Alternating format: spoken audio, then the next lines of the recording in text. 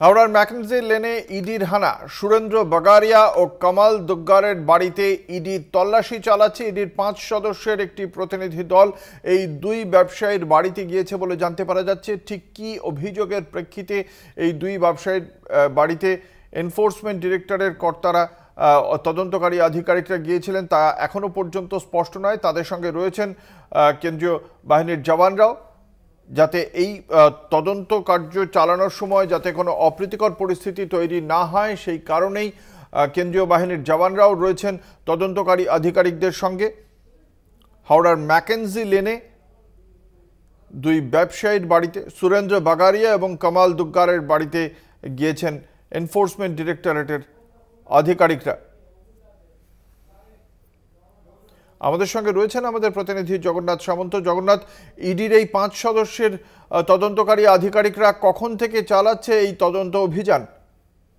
দেখো, ঠিক সকাল 6টা নাগাদ এইখানে দোলাবাড়ি অঞ্চলে হাজির হয় এবং তারপরে ঠিকানা বের করার পর দেখা যায় যে গোলাবাড়ি থানার ঠিক পেছনে ম্যাকেনজি লেনে এই বহুতল বিল্ডিং 8 তলায় থাকে সুরেন্দ্র বাগাডিয়া। তার বাড়িতেই ইডির তল্লাশি চলছে। 5 সদস্যের একটি ইডির টিম আছে এবং কেন্দ্রীয় বাহিনী পুরো বিল্ডিংকে ঘিরে রেখেছে। বিল্ডিং এর লোক ছাড়া কাউকে ভেতরে প্রবেশ করতে দেওয়া হচ্ছে না।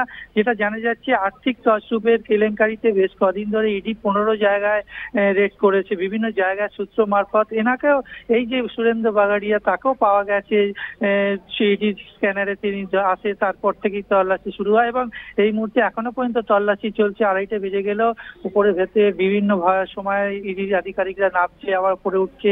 তবে যেটা এখনো পর্যন্ত জানা যাচ্ছে, ভেতরে বেশ কিছু নথি এবং ল্যাপটপ, তাছাড়া মোবাইলের যেসব কথাবার্তা, মোবাইল খতিয়ে দেখা হচ্ছে, বিভিন্ন কাগজপত্র, ব্যাংকের ট্রানজাকশন দেখা হচ্ছে। অর্থাৎ কিভাবে লেনদেন করতো একটি বেসরকারি সংস্থায় কাজ করে অ্যাকাউন্ট বিভাগে, সেইখানে কিভাবে অ্যাকাউন্ট দেখাশোনা করতো বিভিন্নভাবে সেই বিষয়টা ইডি খতিয়ে দেখছে। তবে এখনো পর্যন্ত জোর তল্লাশি চলছে, ভেতরেই রয়েছে ইডির আধিকারিক।